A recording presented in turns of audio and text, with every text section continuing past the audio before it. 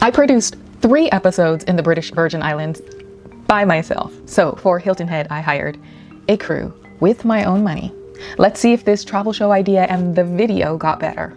Welcome back, y'all, to The Rewatch. We are rewatching my first travel show, Beyond the Usual. I made 2 seasons, 32 episodes, and it was distributed on Amazon. My folly? Not putting this show on YouTube. So we're doing it now. And you're here to rewatch it with me in a nostalgic way, but also we're gonna learn about my journey as a creator. Let's just say is my creator origin story. So in the last video, the BVI one, these were my first episodes for this travel show. It was more like a travel vlog. I went on a press trip, invited by the brand to take an adventure experience with other journalists. And most of the people on that trip were travel and adventure writers, and I was the only one really focused on video. It was overwhelming and I was anxious the whole time. I was a rookie at one-man band style reporting and content capturing. So that mental load on press trips is something I still feel today. The exhaustion, the stress from producing and then performing, switching all those hats while trying to engage with the experience at hand and hanging out with the people on the press trip, and also having the adrenaline from getting to have some of these bucket list experiences. It's really like a split brain, but more than just split, multiple, chopped up. So this next opportunity at Hilton Head Island, I hired a crew. So here's how that trip came about. My dad's cousin invited me on a trip to Hilton Head Island, and they were there for vacation and happened to have an extra room. I live in Georgia, and so it was a nice gesture knowing that I needed some destinations, I needed content for the show. I took it less as an opportunity for a vacation and more of an opportunity to capture content, right? Like, now I was going to do this thing. Now that I was going to build this show, I have to feed the beast. And you content creators out there, you understand this burden, because now it's hard to separate the leisure or any experience without feeling guilty, like you're wasting an opportunity to get content. Because once that green light is on, once you're doing this, once you're making videos, it is a beast that you must feed. So with this in mind, I reached out to a friend who was a producer I worked with at CNN, and she was freelancing, and I asked her to come and produce this project with me, almost like, hey, free trip to Hilton Head Island. I have the room, just come with me, help me out on this thing. But then I hired 2 videographers and a production assistant who were students or recent grads. Because they were in the area, I didn't have to pay for travel, and I got pretty reasonable rates. If I recall, I think I paid $3,000 or $4,000 just for the whole production of that. Now, knowing what production cost, that's a deal. But this was also coming out of my pocket. So that was a heavy load for me at the time. So I paid for the on-ground production crew. My producer friend only served as a field producer, and she did that for me as a favor. I didn't have to pay for her. She's a G for that. But I did all the pre-production, setting up the interviews, preparing and mapping out locations. All right, so now we're ready to go to Hilton Head. That's the backstory. There's 4 episodes for this destination. Let's rewatch Hilton Head Island. Welcome to the low country. Whoa, Putinha. Whoa, whoa, whoa. Quit horsing around. We're not going anywhere.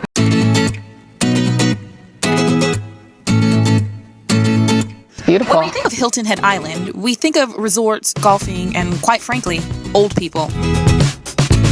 It's a low-key kind of place, perfect for taking it easy, if that's your kind of vacation. When we were kids, my dad always made sure he took us on vacations, but they were nothing like Hilton Head, South Carolina. Hilton Head is a town with a lot of history and outdoor activities. You can kind of do those too. Okay. I'm a bit embarrassed. I remember writing that at the time, Hilton Head. You think about old people.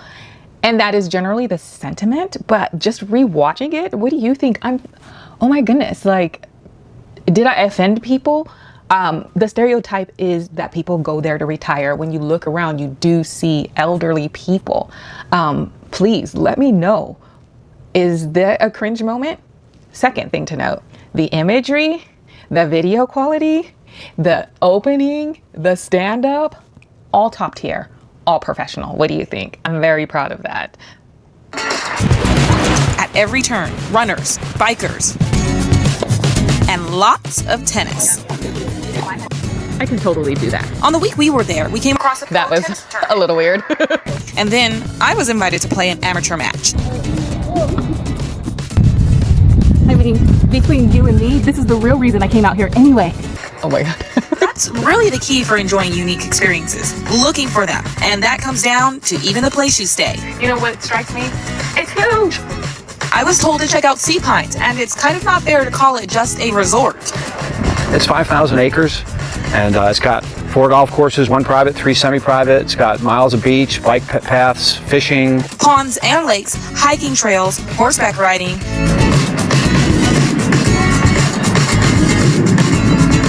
You know, I spy a lighthouse tower. Well, it's the iconic red and white striped lighthouse called the Harbortown Lighthouse. It's been one of the most photographed places on the East Coast. So many Instagrammable moments. And one more thing. Within Sea Pines, there's a 600-acre forest preserve. And where there's a forest, there's wildlife. But we'll talk about that next time on Beyond the Usual. All right, you could already see it's clearly better, wider, steadier, better composed. The storytelling could use some work. I think it was kind of unnecessary to do kind of like the selfie stand-up and include that from the tennis. But I do remember when I was writing and composing it, I felt that I needed some sort of transition. I should have just do it as a voiceover in hindsight. This whole thing is about hindsight. So let's go to the next episode. The beach is on mine. The beach is on mine. Cold open. Look, there's a jellyfish right here.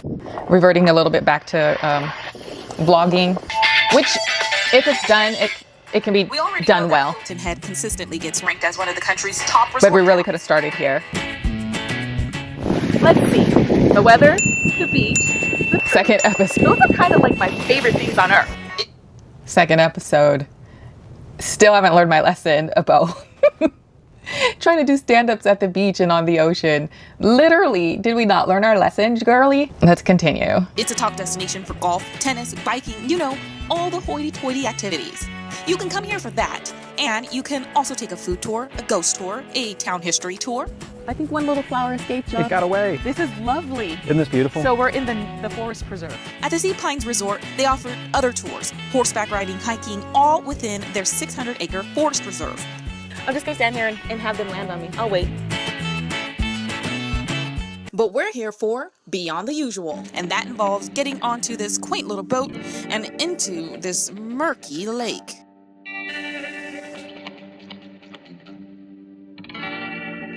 How's everybody doing today? Awesome. Excellent. That's Nick. He's our tour guide for the Alligator Wine and Cheese Tour. We've actually just come out of mating season now, so they're still pretty much going to be lying around this on the banks and stuff. Gators are creatures of routine, so our pro here, Nick, pretty much looks like a pro. Oh, look at this, left-hand side. Little baby gator. Because he knows all about these little critters. Alligators typically hatch around about the 3rd week of August, so this one hatched a couple of Augusts ago, August of 2013, so he'll be 2 years old. All right, who wants to open the wine? Don't forget the important stuff, right? This area, we call it Juvie Corner because there's no adults here. There's usually only gators which are under 6 feet. This tour is about an hour. The reason we know that she's actually female is because she has the babies around her. And you can literally get as close I got the message, Mama. I got the message. as the mama gator will allow. Hear that? Hear that? Hear that? Oh, that was crazy. So her eyes open, and then like the babies were on alert too. Right? Yes. Like they were quite often they'll make a gulping noise to alert the mother that there's danger nearby. So why do we whisper? So that she doesn't get too stressed. We saw about 20 gators. Don't worry, there weren't any incidents. But I did have a staring contest with one, and of course, she won. One of the biggest myths is that alligators are aggressive. I know it sounds cliched and boring, but if you leave them alone, they leave you alone. Absolutely. Don't corner them, don't get in between them and the water. Oh, we've got the message. I'm just going to sip my wine. Pinky's up. Gators aren't the only thing you'll see. Like they're like in yoga pose, like warrior. Turtles and birds. There is actually an anhinga on a nest down here as well. An anhinga on a nest, the bird with its wings out we saw earlier. It's actually one thing be sitting on a nest down here. So. What did you call me? Next time on Beyond the Usual. I visit a seafood joint where the owner literally digs up the food. Okay, so I like the composition of that better. I like the storytelling. Okay, so the storytelling, I don't tell stories in that way anymore, but this was 10 years ago. That means I was 10 years less experienced at storytelling, but I do think that there was a viewer takeaway. You got to learn about the gators, the way we moved along, kind of like information and engaging. I thought that was a pretty engaging one, so pretty pleased with that one. Let's move on to the next episode in this series. So we're at the sea box and it's, wait, what? It's time to eat? Yeah! Boop, boop, boop, boop, boop, boop. Oh, you left me. We're ready. That was cute. That was a good cold open, I think. We're in the South, baby, and you know what that means? It's the carbohydrates. I'm all about the carbohydrates, and you know what? They call me a foodie, but I'm not just any foodie. I'm a Southern foodie. Ooh, so you saw how hollow, you heard how hollow that was. So even though I had a mic and we had a crew, but it was a young student or recently grad crew, right? Less experience. I must have had an audio issue where I needed to take out all the background sound 10 years ago, whatever tools were used to do that. So it sounded really hollow there, but I think it gets better. There's about 300 places to eat on Hilton Head Island. So where do you start? You ask the locals. I'm sure you want to dig up some greasy, deep-fried chicken, mac and cheese, greens, cornbread. But we're also on an island, and that means seafood, lobster, crab, oysters, all the sea bugs your heart desires. After our little poll, we were directed to... So I said sea bugs, and that's a little dig. I don't eat seafood generally, and I call shrimp and lobster and crabs and all of that sea bugs because that's what they are, but I don't know if that needed to be in the actual show. That's usually like a joke I say to people. I don't want to offend people who enjoy it or give them that image of that it's a sea bug. Come on, Dayvee, why are you like that? Hudson's on the dock. Oh wait, hold up. You think this is an ordinary restaurant on the dock, something that you've seen before? Well, okay, see for yourself. After you. This is one of Hilton Head Island's oldest and most famous restaurants. It was established by the Hudson family in 1912 as an oyster processing facility and evolved into a restaurant in 1968. This is Andrew. He's the owner. Okay, they told me if I come back here, my main man, Andrew, would be back here. What are you doing? You're putting on the glove? How are you? Well, I'm putting on the glove because I'm kind of a weenie. I don't want to get my hand pinched too bad. So if you check the bottom of this crab and you can feel it, you'll feel a really thin crack there. You'll feel that it's soft. For about a month from the third week of April, up and down the coast, it's soft shell crab season. He's so mean to me. I just want to pet you. Turn him over and hold him like that. Like, so, oh, he's got your thumb pretty good, huh? Yeah, but he doesn't have my thumb, so I'm lucky. What, do you see? He's I know, they're strong. He's trying to. See, look. He's trying to grab me. This virgin female crab has to shed her shell in order to be bred by the male crab. So what we're doing here is every day. So she has to take her clothes off. That's correct. At Hudson, Andrew and his staff actually get in the boat and dig into the sea to catch these guys and wait for them to mature. The rest is catch, prep, and ice until it's time to serve it up.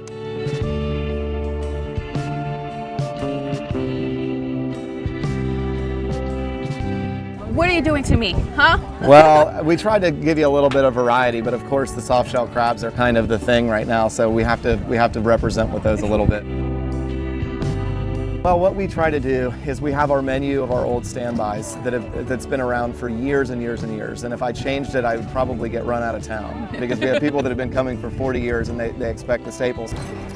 So you can just like hear the cheese crackling when you. I mean, everything with cheese will work for me.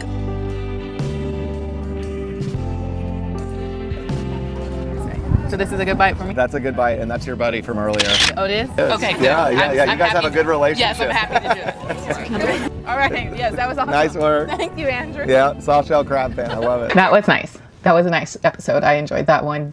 Let me know what you think about that one. The food, I think food always does well with travel, doesn't it? It photographs well. And the story kind of got to highlight a local business that had been there forever. So that was the mission of that part. And let's move on to the final episode of this series in Hilton Head. And I think it's actually my favorite. Yes, we mixed English with African words. And so we sometimes sound really foreign. We're glad to see Una. We glad to see Una. Una. Una. Like, That word means you. we glad for see una, we glad for see una. Yeah. I'm glad to see you. We're glad when I come for seaweed. We glad on come for see we. So it's basically English. Yes. With a thick accent.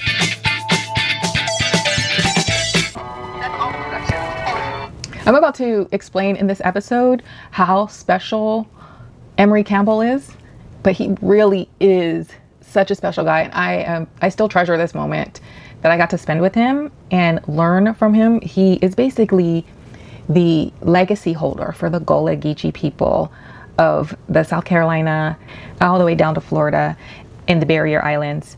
And, but he is one of the historians. I met another historian that's at Dayvee Island, and she will come up later. But Emory Campbell, what a special guy. So let's see what he has to share about him and his people.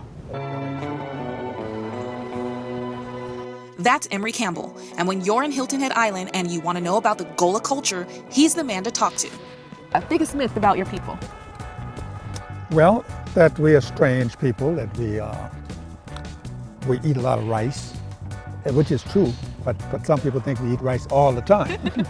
And then there's another myth that we're no longer here. You know? But they are here, and they're just as American as every other descendant of slaves. The Gullah people are an African-American population living on the Sea Islands and in the coastal region of the U.S., South Carolina, Georgia, and Northeast Florida. They are considered to have the most intact African culture than any other group of African Americans. Their music, language, and food are all uniquely Gullah. So how were you guys able to preserve your history so much? I think that's what's fascinating about your culture. Pretty much because we were not influenced by any other culture. These islands were hot and hard to get to and very mosquito infested. And so this was like wasteland after slavery, and during slavery, people who had other means didn't stay here during the hottest part of the year. Emory says his people lived among themselves for nearly 100 years after slavery. I think the biggest challenge is retaining family or ancestral land.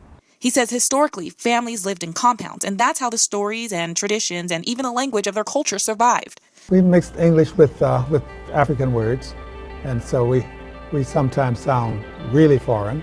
In 1956, the bridge from the mainland to the island was built and developers started to pour in. Everything started to change as Hilton Head Island's isolation began to appeal as a place of luxury as opposed to a wasteland. The Gullah people started selling off their inherited property for cheap. Oh yeah, we've migrated as far away as Los Angeles. And those who remain, though they have sold off much of their land, preserve the Gullah culture by just being there. It's nearly everywhere around Hilton Head and easy to find if you look for it. Right. So what did you think about the Gullah Geechee segment? This is when I knew that I loved leaning into the culture parts of travel and talking to the people who are the culture keepers and the legacy preservationists, the historians. That is my jam. And did you know about them? Before doing this 10 years ago, I did not know about the Gullah Geechee people. And there are Gullah people and there are Geechee people, but in that corridor, they call them the Gullah Geechee people. And when I discovered how special it was, and from that story, I did kind of explain how they were able to keep their culture. I think I did a good job with storytelling, and it felt the most natural of just asking questions because of my own natural curiosity about people and their own stories and their own cultures. And I'll share something about me personally too. I grew up in Southern California, and I grew up in an area in Los Angeles County. But when we took our honors classes, we had a lot of people who came from everywhere. Of course, you know, a lot of immigrants, their parents really pushed them. So we had a lot of first or second generation immigrants and people who had just arrived. And being in those classes with people and learning from their culture, just being so close, we're learning about ourselves, we're growing up together, but also they're sharing parts of their culture. Okay, I can go on and on about that, and we'll learn more about my background and connection to culture and see how it is a full circle journey, that every part of my journey connects to what I am actually doing now professionally. Now let's see what is still open. Okay, we have Hudson's on the docks. Yep, it's still open. Sea Pines Resort, still open. Alligator Wine and Cheese Tour is with H2O Sports, and yes, they still do that. And finally, the Gullah Museum of Hilton Head Island is still open, and I encourage you, if you're in the area, Savannah, Hilton Head, make that a stop on your trip. Okay, friends, thanks for watching. Next time I go international and not just to the Caribbean, we're headed to Oslo, Norway in the dead of winter, but it's for something that's really, really special. It is the Nobel Peace Prize week. And I meet some Black American expats that make me question everything.